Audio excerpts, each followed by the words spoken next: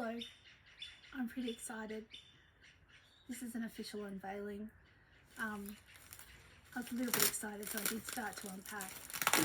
I'm not telling you what it is. It's too exciting. I'm going to make it a surprise. I'll just say something bonsai. What a surprise. It's something bonsai. But anyway, I purchased this online about 6 or 7 weeks ago or something or other.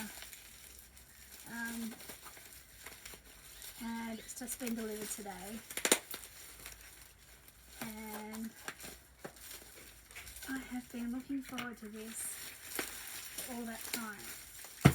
It's bloody heavy, I will say that.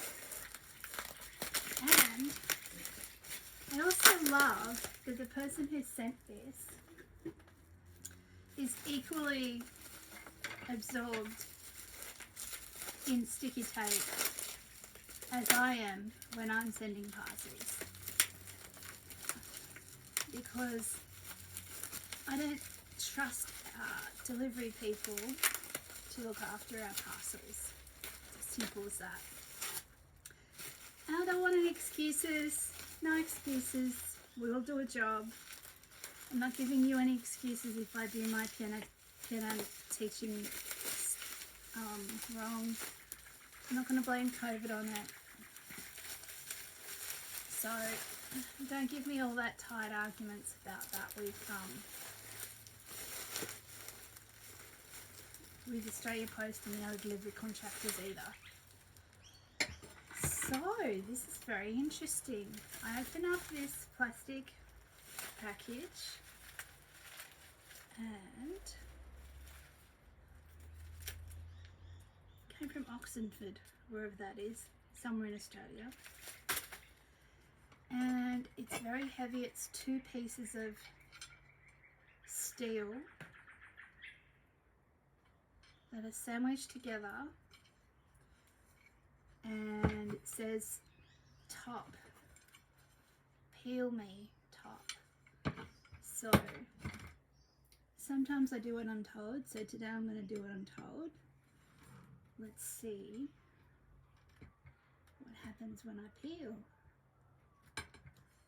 It's very sticky. Not that easy to peel. Here we go. It's a bit like trying to get the back off double-sided tape. Okay.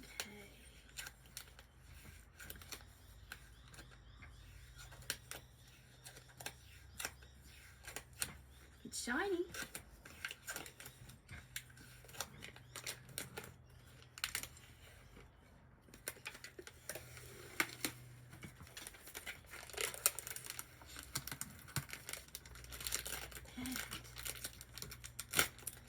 Here we have my new bonsai turntable.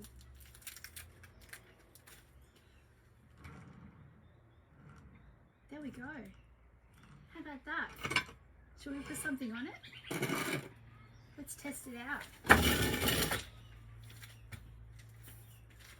Why don't we test it out with my old man banksia? That will be a good idea.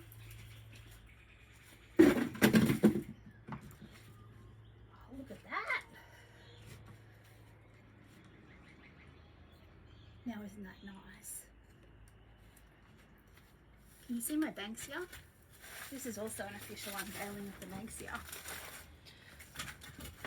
Yeah, you can see it. Pretty cool. That's my old man banksia. Isn't he beautiful? Not quite sure what the front is yet, but I just really love this knobbly stuff.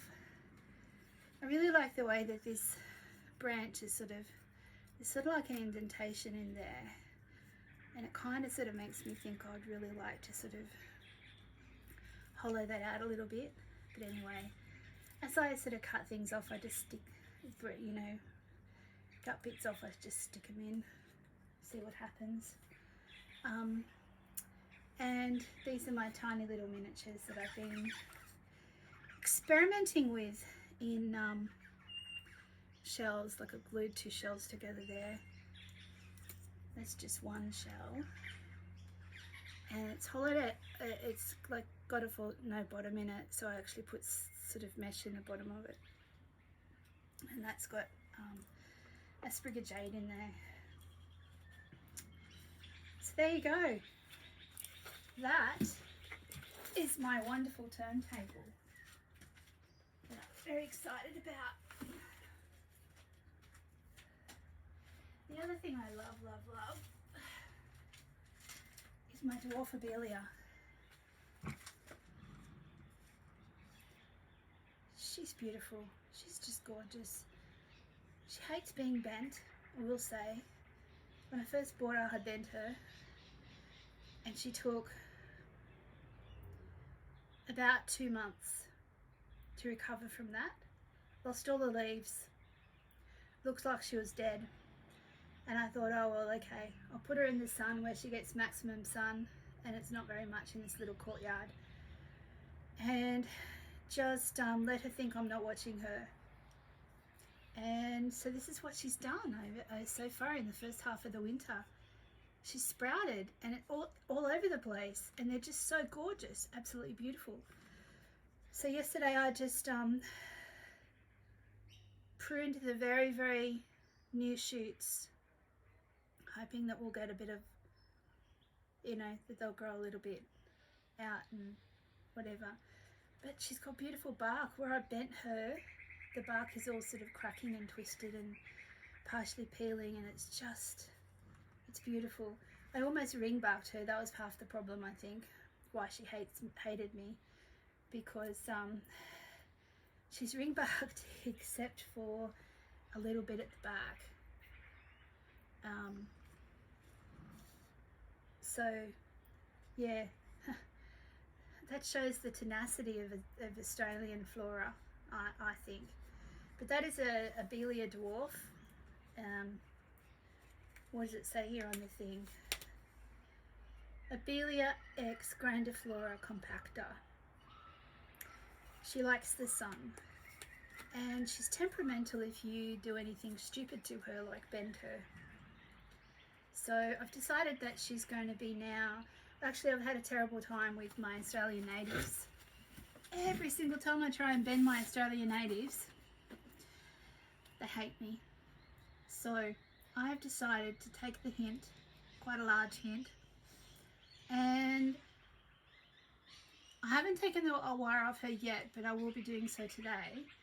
In fact, why don't we do that now, very carefully. I'll take the wire off her, and then, because she's had the wire on her for probably, I don't know, 2 months or so, and I will be just shaping her by trimming her. And that's what I've decided to do virtually with all of my Australian natives now, because, oh, isn't she beautiful? They don't like it. And I don't like it when I have to wear a bra. So why should I impinge on her freedom as well? So there we go. She's just beautiful. Now I have to say that this year in March I was a bonsai virgin. Never done it before, and I needed something after COVID. Become housebound, very depressed, very stuck at home, quite worried about leaving the house, and I thought, I need something to help me get out of the house that's also social, that gives me a reward for getting out of the house. So I joined the local Bonsai Society in Newcastle that meets one Saturday a month, and I can't say to you how welcomed I felt, how included, how just such a beautiful place to be. And it was like this relief, because I went there and I was actually having an anxiety attack when I did it, and I actually had Valium before I left. and I was really sweaty and anxious. And it took an hour to stop sweating there, but eventually, like as soon as I put my hands in dirt and a little while with people who were just being so nice and friendly, and I realised I was safe, and then I was fine. So this has been my way back out into the world, and it's been an exciting revelation. It's just beautiful to be part of a group where people are nice to each other. That doesn't often happen. So there we go. There's the first one. This abelia, yeah. This abelia was the very first thing I ever wired. I picked it up on special because it was going to die at the nursery. It was actually the native nursery here in Newcastle, and I think it cost me $5, I think it was, and it was in a pretty bad way. So I came home and I soaked it overnight in sea salt, in a bucket of sea salt, so that it was fully covered in the water with like weak sea salt. And I went out the next morning and it was standing up saying, "I don't mind you, you're pretty good." So then I realised, like I think a lot of the cheap nursery plants are, is that they're dehydrated. So anyway, I gave little abelia a bit of time, and then I trimmed her and wired her at the same time almost ring barking her. Crazy thing to do, but anyway, that's what this is. So yeah, I reckon this would have been, I would have done this in March. When is it now? The third week in July. Third week in July, Benna in March. She's staying there. And at this point, I'm actually not going to do anything more to her right now. I tip, prune the point, the little points, the new shoots, and other than that, I'm going to put her out in the sun and just let her soak up the sun because we've had a lot of rain. And just keep showing her some love, because she really is beautiful. The way that these bend and twist and the shoots that she's put out, it almost looks sort of like lace work. And I'm very happy to have her on this new rolling tray. So this is from, is it called the Spinning Tree? I'll have to have a look at what the company's name is now, because I've got to say it's so long awaited that I can't remember, but I think it's the Spinning Tree. Apparently he has a day job like I do, so I actually completely understand that.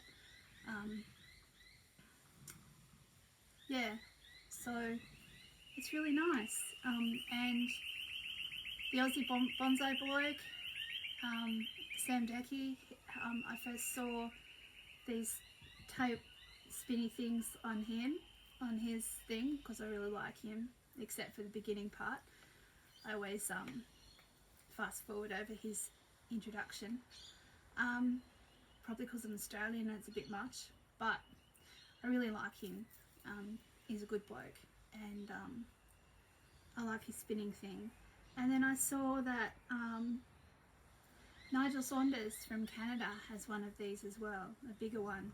He's probably got more money than I have. And I thought, and I think it was Sam that was talking about how they don't seem to get clogged with dirt or anything. So I thought, yeah, okay. And then they're nice and sturdy. They're made of steel and they're really sturdy. So I had a look online. This cost $120. So I thought, yeah, okay, I'll take a risk. And I'm glad I took the risk. So thank you very much for my lovely turntable. on.